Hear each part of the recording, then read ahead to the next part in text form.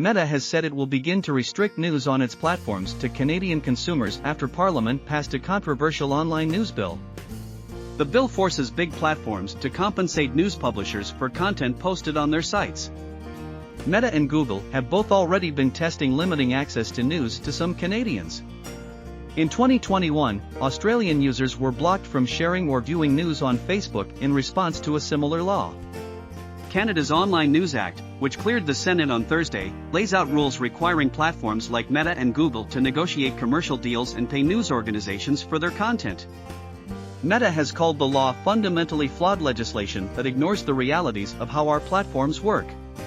On Thursday, it said news availability will be ended on Facebook and Instagram for all users in Canada before the bill takes effect.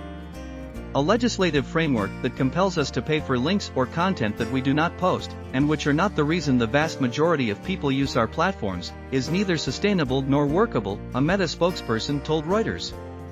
The company said the changes to news would not have an impact on other services for Canadian users. Google called the bill unworkable in its current form and said it was seeking to work with the government to find a path forward. The federal government says the online news bill is necessary to enhance fairness in the Canadian digital news market and to allow struggling news organizations to secure fair compensation for news and links shared on the platforms.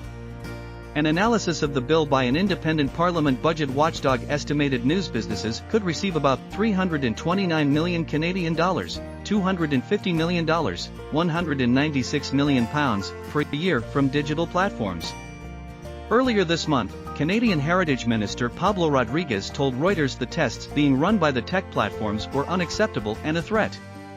In Australia, Facebook restored news content to its users after talks with the government led to amendments. On Thursday, Mr. Rodriguez's office said he had met both Google and Facebook this week and planned further discussions, but the government would move forward with the bill's implementation. If the government can't stand up for Canadians against tech giants, who will, he said in a statement. Media industry groups hailed the bill's passage as a step towards market fairness.